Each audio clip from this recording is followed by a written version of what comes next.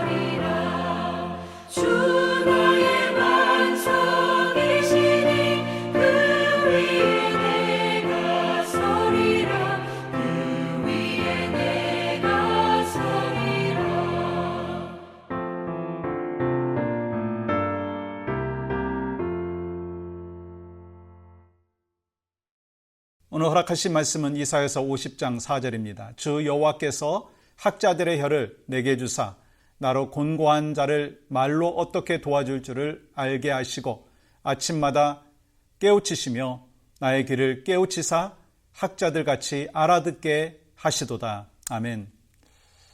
우리가 사용하는 말 한마디가 사람을요 살릴 수도 있고 상처를 줄 수도 있습니다. 그래서 이번 한 주간 동안 계속해서 말을 통해서 하나님이 어떻게 일하시는지 또 나누고 있는데요. 세상은 말을 많이 하고 소통이 많아졌지만 정작 많은 사람들은요 깊은 위로와 또 소망을 얻지 못한다는 거예요. 오늘 본문에서 이사야 선지자는 하나님께서 학자들의 혀를 주셨다고 말합니다. 이거는요 단순히 말을 잘하게 된 것이 아닙니다. 공고한 자를 돕고 낙심되어 있는 자들을 우려할 수 있는 말을 하게 되었다는 거예요. 중요한 것이 뭐냐면 말의 기술이 아니라 말의 여백이라는 거예요. 여러분, 여백 있는 언어는 그게 무엇인가? 여러분 한번 생각해 보시겠어요? 여백 있는 언어는요 불필요한 말을 줄이고 경청을 하면서 성령님의 지혜로 전하는 말을 의미하는 거예요. 오늘은 우리가 어떻게 여백 있는 언어를 사용할 수 있는지, 그리고 그것이 어떻게 복음과 연결되는지 함께 살펴보기를 원합니다. 먼저 여백 있는 언어는요 불필요한 말을 줄이는 거예요. 여러분, 말이 많을수록 실수가 많아지고 때로는 의도하지 않은 상처를 주기도 합니다. 성경은 말을 아끼는 것이 지혜라고 가르칩니다. 욥이 극심한 고난을 당했을 때 그의 친구들이 어떻게 했어요? 처음에는 일주일 동안 아무 말 없이 함께 앉아 있었습니다. 하지만 시간이 지나면서 그들은 욥에게 많은 말을 쏟아냈어요. 결국 욥은 그 친구들의 말에 의해서 상처를 받았지 않습니까? 욥은 그들에게 이렇게 말합니다. 욥기 13장 5절 너희가 참으로 잠잠하면 그것이 너희의 지혜일 것이니라. 우리는 때로 침묵이 가장 큰 위로가 될 수 있다는 것을 기억해야 합니다. 말을 많이 하면 많이 할수록 상대방을 오히려 더 힘들게 할 수도 있다는 거예요. 누군가 힘들어할 때 불필요한 조언을 하기보다는 함께 있어주는 것이 더 큰 위로가 될 수 있습니다. 우리의 말보다는 하나님께서 그를 어떻게 위로해 주실까라고 하는 그것을 기대하면서 공감해주고 또 기도로 동행해주는 그러한 삶의 모습이 있을 때 그가 위로를 받을 수 있다는 거예요. 또한 여백 있는 언어는요, 이 상대방을 경청하는 거예요. 여백 있는 언어는 단순히 말을 줄이는 게 아닙니다. 상대방의 말을 잘 듣는 것이 포함되어 있는 거예요. 하나님께서 우리가 지혜로운 말을 하기 전에 귀를 여는 훈련을 하도록 하십니다. 요한복음 4장에 보면 예수님께서 사마리아 여인을 만나셨을 때 예수님 처음부터 그녀를 정죄하거나 많은 말을 하지 아니하셨어요. 예수님께서는요, 그녀의 말을 경청하셨죠. 그리고 그녀가 스스로 자신의 문제를 고백할 수 있도록 기다리셨어요. 그 결과 속에서 그녀의 마음이 열렸고 결국 예수님을 메시아로 고백하며 복음을 전하는 사람이 되었다는 거예요. 예수님께서 보여주신 태도는 뭡니까? 경청을 통한 변화예요. 경청을 통한 변화라고. 말로 가르치기보다 듣고 공감하는 것이 더 강력한 메시지가 될 수 있다는 거예요. 근데 그게 참 쉽습니까? 말을 많이 하는 저로서는 실수도 많고 또 말을 하지 아니함으로 인하여 나타나는 잘못된 부분들, 오해되는 부분들도 있을 수 있습니다. 그렇지만 중요한 게 뭡니까? 말을 많이 하기보다는 상대방 말을 들었을 때 그가 위로받고 또 하나님이 주시는 치유의 역사가 나타난다는 거예요. 그렇기 때문에 누군가 고민을 이야기할 때 먼저 끝까지 들어주는 것이 필요합니다. 말을 하기 전에 상대방이 정말 필요한 것이 무엇인지 기도하며 생각해야 된다는 거예요. 또 한 가지 여백 있는 언어라고 하는 거는요, 성령의 인도하심을 따르는 거예요.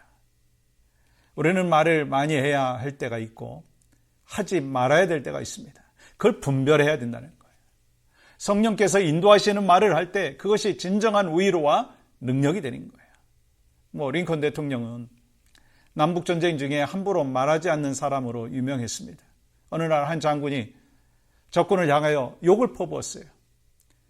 그때 링컨은 그 말을 듣고 조용히 미소를 지으며 이렇게 말했다고 하죠.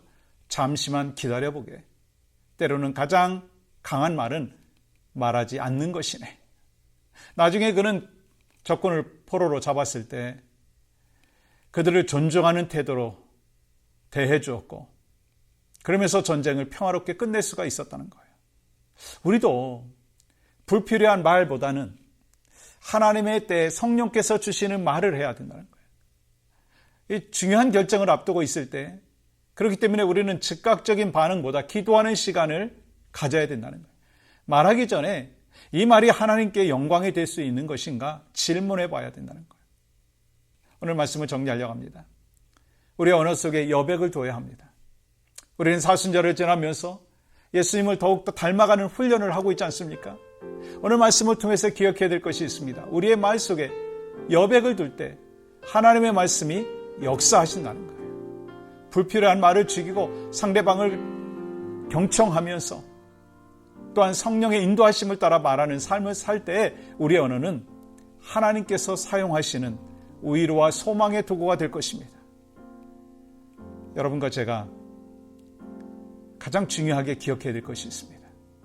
내가 말하기 전에 하나님께서 원하시는 말이 무엇인가 그것을 먼저 분별하고 그래서 하나님께서 나를 통해서 말하게 하시고 고백하게 하시고 선포하게 하시는 것이 무엇인가 그 음성에 먼저 귀를 기울이고 나를 통해서 사람을 살리는 언어 그리고 공동체가 살아나는 언어 또 하나님의 영광이 드러나는 언어를 사용할 수 있기를 주님의 이름으로 간절히 축복합니다. 우리 함께 이렇게 기도합니다. 성령의 인도하심을 따라 필요한 말을 할 수 있도록 도와주시옵소서. 우리의 말이 다른 사람을 살리는 도구가 되게 하여 주시옵소서. 기도하겠습니다. 하나님, 우리가 말을 많이 합니다. 말을 할 때 내가 원하는 말이 아니라 하나님이 원하시는 말이 무엇인지를 기도하며 성령의 음성을 듣고 말하게 하여 주시옵소서. 사람을 살리는 언어, 사람을 세워주는 언어가 목사인 저의 언어의 삶의 모습 가운데 또 우리 성도들의 언어의 삶의 모습 가운데 나타날 수 있도록 성령님 도와주시옵소서. 예수님의 이름으로 기도합니다.